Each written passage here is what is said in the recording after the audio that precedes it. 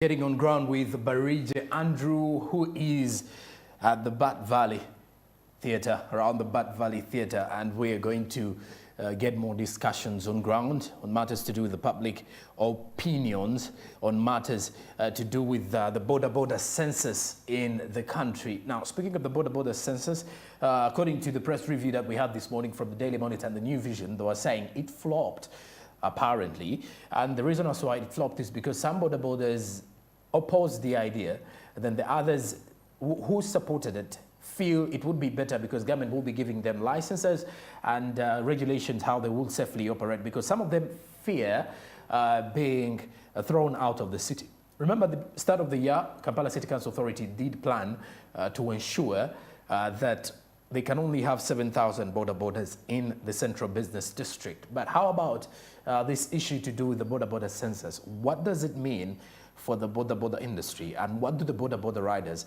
have to say? And on ground with me, I do have Barije Andrew, who is going to give us more of the details regarding that. Barije Andrew, take this away.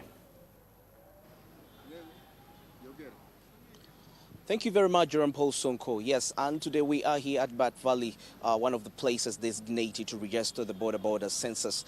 The borders, of course, following the census that is ongoing currently. And in Central Division, this is one of the places which the borders are going to be registered for the census to ensure that they create a database to count the borders, knowing how they regulate, how they perform within the city center. And one of the 5 divisions, of course, there are 5 divisions of Kampala where the registration will be taking place. That's Nakawa, Rubaga, and so many. But for the Central Division, Bat Valley, where we are, is one of the places. And also, Old Kampala is one of the places. As you can see, the registration will be taking place in the field just right behind me. Just you can zoom that, and you have a look at.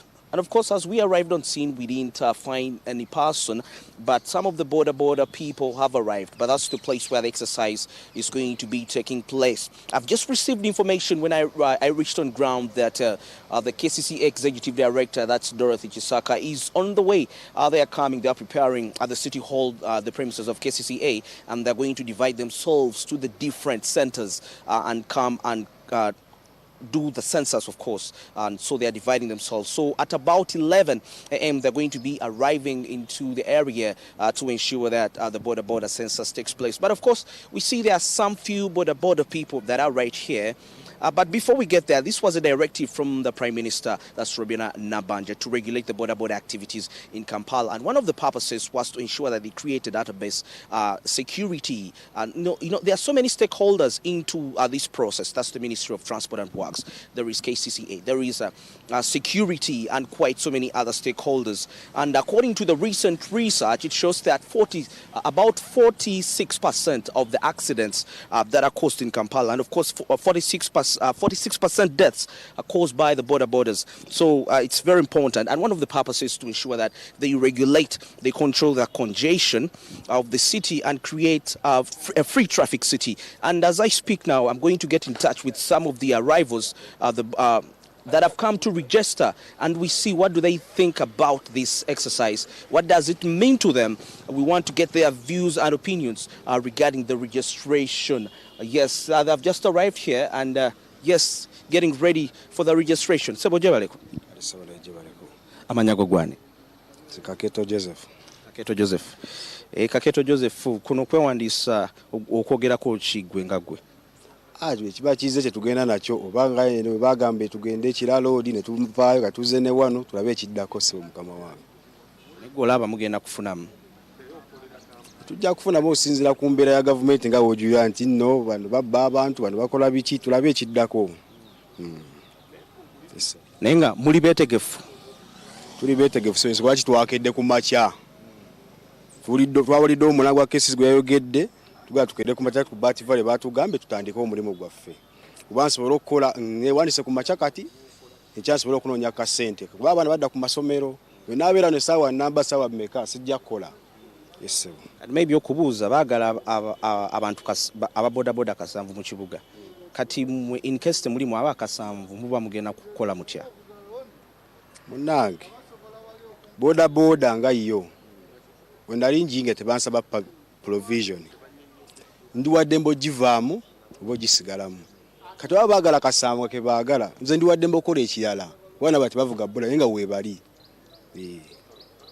Okay, yeah, of course, we're getting the opinions regarding this exercise, the census that is taking place right now in the 5 divisions of Kampala. So I'm going to get in touch with some other border personnel. Sebo jebaleko. Kale mukulu nawe jebaleko. Amanya go gwani sebo. Amanya gange bambita Omusoro Ezra. Ndibo a border ngolera mu 6th Street Industrial Area. So okwewandisa kwogera ko kikuno. Okwewandisa baada twamala okwewandiika kukira road naye ate tuwulira ate wano nabo bali kuwandiika kati twagala tutegeere emandiika ya wano nekira road eri enjawulo ki oba biri kye kimu twagala kutegeera amazima. Kati gwe olaba mugenda munaafunamu mukuno okwewandiisa okola ki munaafunamu mugenda afunamu ntya mukuna abayambanga mmwe nga mwewandiisizza ya kutuyamba ngaffe ba boda kule kubeera awo tusobola kutegeera gundi wakolera gundi ava gundi bwe bityo n'ekirala ne tubanga tufunye n'ebisanyuso nga bye beetaaga ffe tulidde okwewandiisa ne ebino tuleme okubeera nga twewala okukwatibwa n'abaganda baffe ba poliisi batukwata buli kaseera kiro na misana wankubadde weewozaako otya. So twagala kututegeere n'ebisanyuso ki abaganda baffe ba poliisi bye beetaaga olwokuba naffe kuno gwe mulimu ogutubeesaawo family yaffe okuweerera kasukulu fees n'okubaliisa ne karenti n'obuntu obulala bwetaagisibwa ng'omusajja mu maka. Kakati okubuuza nti baagala abapiki kasanvu kati mmwe in case abana bafiseewo muba mugenda kola mutya? Singa bagamba piki kasanvu kati izenge ndaba epiki ziri muno nyingi ziri mu mitwalo n'emitwalo gy'epiki kati abantu be bagamba kasanvu bawandiise kati bano basikade gavumenti genda kuba planingirawo ki bagenda kulya ki kule kubeera abantu abo akano akantu kawo ke basurvivingirako embeera munange ebanoonyeza kakawogo nabo ne basobola okupushinga obulamu ng'abantu. So kati abantu abo nga bafiiriddwe omulimo gwabwe guno kati banaatambuza batya obulamu ne family zaabwe. So kyonna kyo mukyerowoozeeko. Kati oluvannyuma nga bamaze obbawandiisa nga kyonna kiwedde kiki kye mwandyagadde gavumenti ekola okulaba nga mweyagalira mu kibuga kino oluvannyuma lw'okwewandiisa? Singa nga tumala okwewandiisa twagala gavumenti benga teekateeka boda nayo esobole okufunamu ebintu nga bya sakosi n'ebintu birala gavumenti nayo erabe mu ngeri gyekwatirako wa boda omukono n'okwewola looni ebyo n'ebintu ebimu. Kale Sebo tweyanziza. Kale Sebo. And of course we are still getting more opinions regarding this exercise, the border registration. Yes. Sebo jebaleko. Kale tata nawe jebaleko. Kale Sebo amanya gwani. Nze Kyowa Livingstone. Nkulaba okedde okwewandiisa. Beera nzize wano kulaba nti neewandiisa enteekateeka ya KCC etambule bulungi olw'okuba nti baasooka ne batuwandiisa koodi Kampala ne tumala ate ne tudda ekamwokya mu kisaawe kati ate ne batuggyako emitwalo 6 kati ate tukomye batusindise wano ate KCC naye tuyise tetumanyi pulogulaamu ki. Kakati nsonyiwa okusala ekirimi ne katono nnyo. Kuno okwewandiisa gwe mu ndaba eyiyo munaafunamu? Okwewandiisa mu ndaba eyange nze nakyagala nnyo. Bwe nakyagala ennyo kubanga buli muntu olina bwabba enkoko ku booda ku piki endala bagamba wa boda. Olina bwasala omuntu ensawo ku piki bagamba wa boda. Nabwafumito kugamba omuntu yenna buli atambulira buli kiisi piki. Ekifaananyi bakisindika ku ki kuwa boda boda ate olusinga bakolerako milimo gyabwe nga siwa boda boda kugamba nakyagala naye obuzibu obukiri bwendaba ate aba boda boda bangi mu kibuga ate bagamba bagala wandiisako batono kati tuba tugenda kukola tuti olwo obumenyi bw'amateeka tubugenda kweyongera mu ggwanga kubanga nange kenyinawo akatonotono kenkoledde mu boda boda kendabako nganze ekyalo ne kineenyumirizaamu n'emikwano gyange n'abantu bange n'empeera ku baana oyo wa boda boda gwenkola naye ku stage oba avudde wala ajja kunteega antwaleko akapiki kange oluusi abale nti obusente nti nga bwomanyi nvudde eri nsolozeza obusente mu bintu byange mu balandiroodi mu bapangisa bange bankuba akabazi ku mutwe bakole ki batwala obusente bwange ate nga mbadde mbuyiriba nabo kugamba yembeera naffe abalala abatali mu boda boda abagagga abalala bali ku puleesi eyo naffe ate naffe abakoleramu tuli ku puleesi eyo naye tugenda kukola tutya okulaba nti ne bannaffe bafuna emirimu bagisigaza ate obutafuna buzibu mu baffe kubanga obubbi bw'amapiki bangi bwazzeemu naye kati bwe banaabakendeeza mu kibuga wano ne basigala kasanvu tukoze tutya lwaki tobateekawo enteekateeka endala oba oluusi oli n'agamba nti KCCA tikati kyetugenda okukola boda boda nti buli muntu asasule omusolo oba nti oluusi oba 20,000 bateekewo omusolo gwonna nti oba omwaka sente bweziti baguteekewo nti bateekewo sitiika ekintu kyonna okulaba nti omuntu tanyigirizibwa nnyo okulaba nti bamugoba mu Kampala kubanga mwetujja akasente mwetuyiribira mwetukolera ki naye nga kyetusaba omulimu gwaffe guno gutereere tusobole okugerwako obubi butuufu kubanga kati osobola oyita kuwa boda boda munno n'omunenyako kati ninnyo n'akuvuma ekigambo kati n'oli atudde mu spenso atudde mu motoka ye ali mu takisi agamba wulira omusajja omukulu ekigambo ekyo kyayogedde ne bw'abeera mu lifulekita neeraga nti ye Kampala nga kuliko amannya ge oyo mwangu nnyo okuvunaana ne mukwata nga tosobola kuddamu kigambo ekyo oli muntu mukulu oyina famire biki byogera mu bantu kugamba ne twewa ekitiibwa nga n'olina bw'owulira nti gundi avuga boda boda e Kampala ng'akussaamu ekitiibwa twagala tutereeza omulimu gwaffe gubeere bulungi n'omwana bw'aba nga asoma ne bamubuuza ddadi bwakola mu boda boda kirungi kubanga kyo akasente ko tukakola kyo si kibi omulimu gutuwa nga bw'omanyi nti musobola okukola omulimu abantu mutwalo nga mukola gumu ate abagufunamu naye abatono buli omu ne Katonda we engeri gye yakola ki gye yamutegekera naye nga gwe gutuwa naye nga kyetusaba mutukolere enteekateeka tube nga tusigala mu Kampala akati maybe ekisembayo kuba wonoba oli mu abakasamba bagenda okolera mu Kampala biki ebirala bye mwandyagadde gavumenti eteekewo mweyagalire mu kibuga kino nga mulimu abantu kasanvu kyenjagala gavumenti eteekewo esobola tuteerawo kati eno embeera ogimanyi kati buli ekintu kyonna ekiri mu ggwanga kintu kya kwewola kufuna kati esogama etuteerewo sako zonna kaŋŋambe yayagala ddo tuteerawo gavumenti kyo yakyagala dda naye abakirimu ereesa amapikipiki ne bagatuwa ku bbeeyi entono ekoze etya naye abakirimu oluzituusa bo nga beekolera bbeeyi eyaabwe kati kyetaaga bwe tuba tusigadde mu Kampala nga tulonze n'obukulembeze obwaffe tubwenyumirizaamu batuteerewo sako egambe nti Kawempe efunye sako Kampala efunye sako buli division buli division efunye sako nti kiki tioyagala piki nti sente kati ninyo bwe kati ti piki zibadde ku $8,000,000 loan oba 9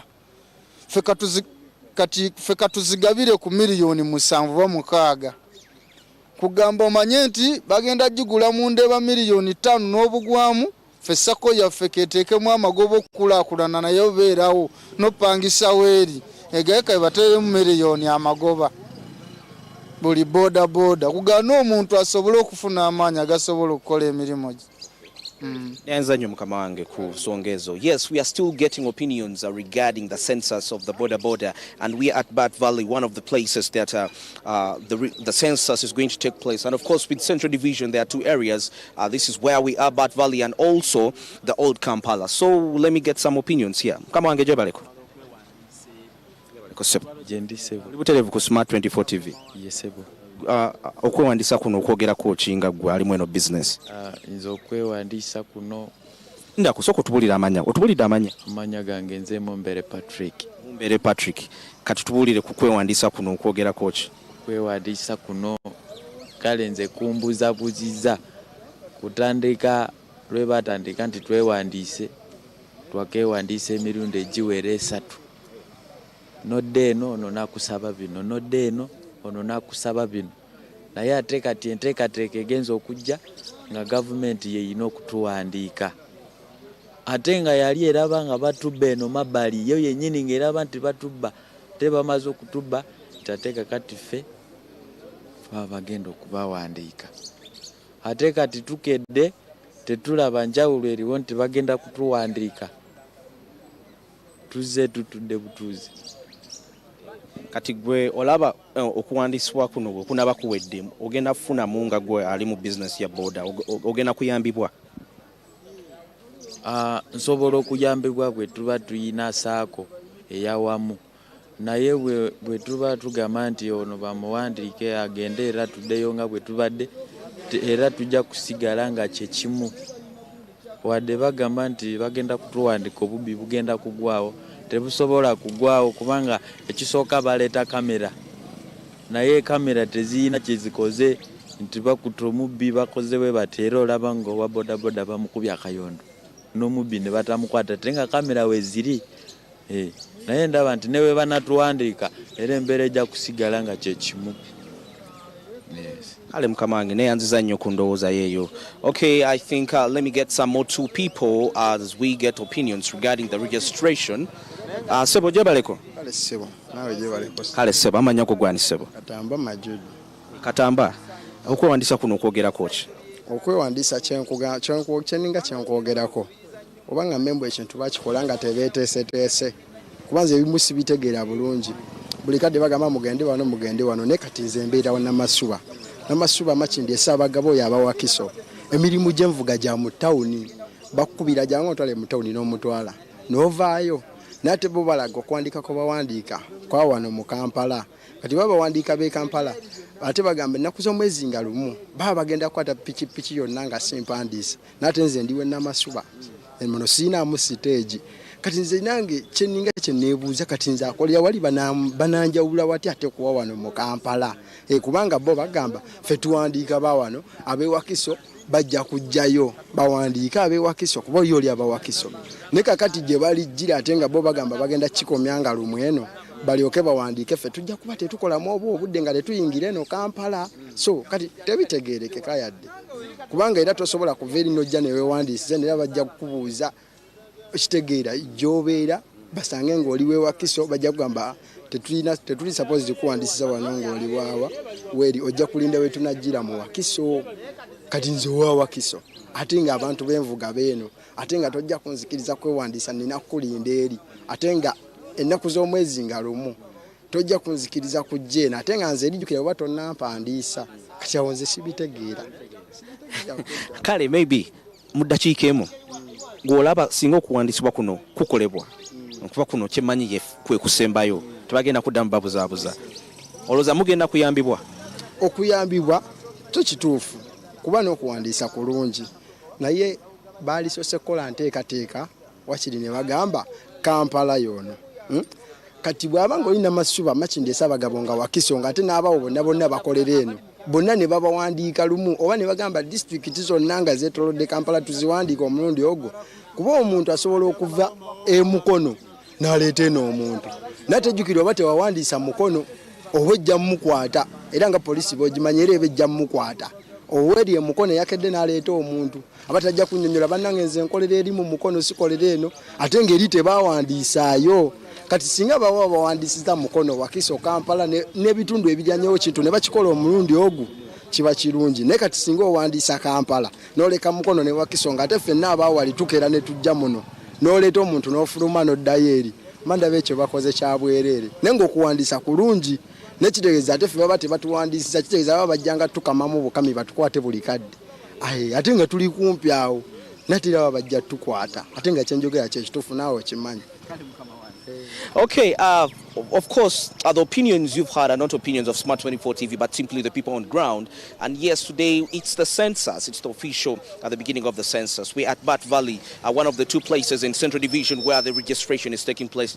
But in my interaction with these people, I realized one thing that that is common, regarding this, that was circles, forming circles at the same place. But as I speak right now, the mayor's just arrived here, and probably we can get a brief interview regarding this registration. Okay, probably he's a little bit caught up. He's a little bit caught up and busy. And let's wind up with this. It's the census of the borders, the registration. Like I was still saying, the circles is one of the common things they're trying to present, that despite the registration, okay, yes, you've registered us, but also help us improve our way of living life, like investing money into the circles. That has been quite a big concern of the, of the border people. Of course, I'm a little distracted when the mayor is in the place, but he's quite a little busy. We would have actually gotten in touch with him, but he can't. He's a little bit busy. He's still doing some official work right there. And of course, this is Smart Means Business on Ground. I'm Andrew Barije, and let's get back to studio with Joram Paul Sonko. Registration in there.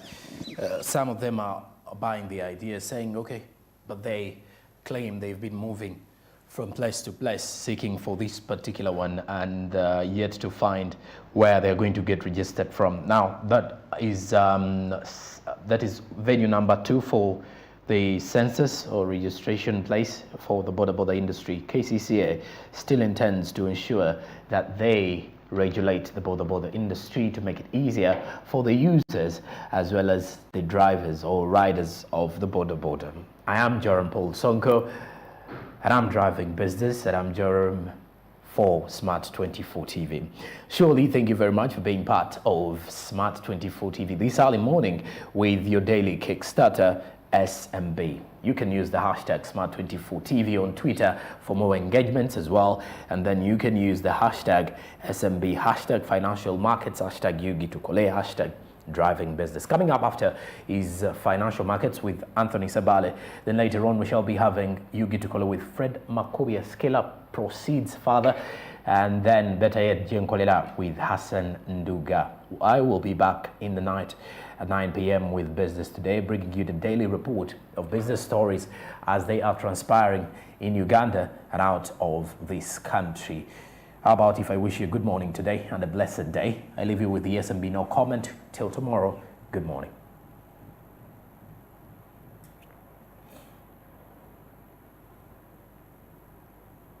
This forum, it's important, the reason why if the Ugandan business people interested to come and participate in this forum, it's of course because of the numbers to see how it's going to be. Our aim is having a business forum, especially agricultural sector. We would like to make it in Uganda in this year. Maybe in November or beginning of December. We haven't decided yet, but we would like to bring agricultural area to Uganda. Instead of taking Ugandan farmers to Turkey, this time we would like to bring agricultural sector to Uganda to see on the ground and see areas how they can invest in here. Because mostly farmers, they go and visit Turkey. Actually, we need to call Turkey anymore because we are not a Turkey. It's changing, it's Turkey. So the farmers is coming to Turkey, visiting some farms, greenhouses, who is selling the agricultural equipments and those other things. Instead of that, we would like to bring them to here who cannot have that chance to go and meet them in Turkey. So it's a good opportunity. That's why we are inviting all the Ugandans who is interested doing business, trade, relationship with Turkey, go to the Turkey, join this, participate this forum, make your collaborations, agreements, see what's happening in the other side. Uganda has export to Turkey $10,145,000 in 2018 and $5,859,000 in just 4 months. You see the numbers, okay? That is Uganda to Turkey, they export. So the reason we didn't know anything about those countries, the relationship wasn't that strong. Of course, the act is embassies working so hardly. We are arranging so many business trips, business summits, and the business people traveling a lot. I tell you something, it was 4 years ago, I visited industrial organized area in Antalya, which is my town. I was going to invite them to Uganda to come and see the opportunities in here. And they said, let's have a look on our list. And we planned. When they checked it, Uganda was on the list which they shouldn't visit. Do you get my point? They shouldn't visit. Then I asked, what is the reason? Why Uganda is on your list, which you shouldn't go there? They said, we don't know anything about the country. We don't know if it's safe or not, how the business opportunities, the potential. They didn't know anything about Uganda. So what we did, actually, we did embassy, as myself, always sharing. I'm coming and staying almost half of the year I am in Uganda. The reason, I have to show to the other side, how is the life in here? Is it secure? Of course. As a woman, I'm living in this country. Having any trouble? No. That means anyone can come and live in this country. The life condition, no difference. Whatever we have in Turkey, we have it in here also. Business opportunities, huge. The government benefits, a lot. We are not getting those much benefits in other Europe countries. Ugandan governments, by the way, we have to thank. The President Museveni, 2 months ago, we had a summit in here, in Speak Muyoyo. So the best opportunities, the benefits we are getting as a foreign investors, and organized industrial area, they're giving by the government free land. So the Turkish investors will come and open their factories in there. They will invest in here. So of course, those are the reasons the number has increased that much. And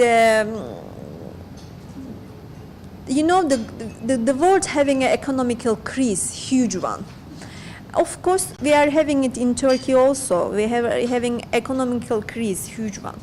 But in that case, maybe you have to get advantage of that. The reason, whatever you buy from other countries, you pay in dollars. But the dollar in my country now, almost 18 lira. You see? That means it's a big opportunity for who is going to come and do trade or buying things or machineries. They are becoming cheap for the foreigner investors. So